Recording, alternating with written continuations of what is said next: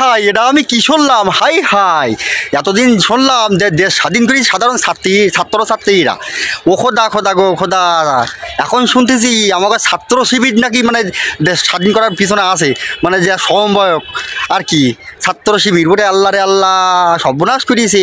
যে শিবির কিনা আমার হাসিনা খালা ভয় পেতো, সেই শিবির কিনা শেষ পর্যন্ত দেশটা স্বাধীন করেই ছিল। হাই হাই ও ভাই, আমরা মনে করিলাম দেশের তেমন শিবির পার্টি মানে উঠে গেছে, শিবির পার্টি মনে আর দেশে নেই।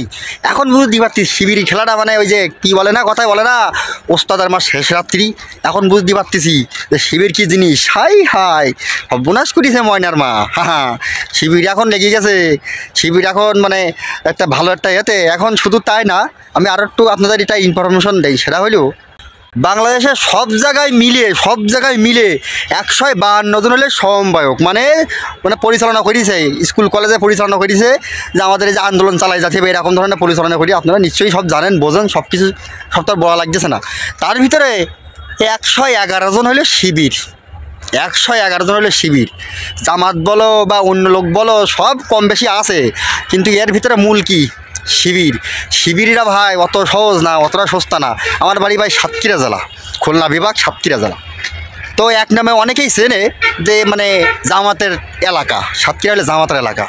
আমাদের এলাকায় মানে শিবির বাদ দিলি ঘরের কোনো মানে বাসা কাছাও নি, সব শিবির, ঠিক আছে। ওরে আল্লাহ রে আল্লাহ শিবির পালি, মানে হাসিনা সরকার যদি নাম শুনতো যে হাসিনা না নিয়ে আমার হাসিনা খালা থুকু, হাসিনা খালা যদি শুনতো যে মুখ জায়গাটা শিবির হয়ে গেছে, একেবারে পুলিশ দিয়ে প্রশাসন দিয়ে হ্যাঁ একবারে ইয়ে করে ফেলতো যে শিবির আগে ধর, মানে এত পরিমাণ ভয় পেত আমার হাসিনা খালা শিবির।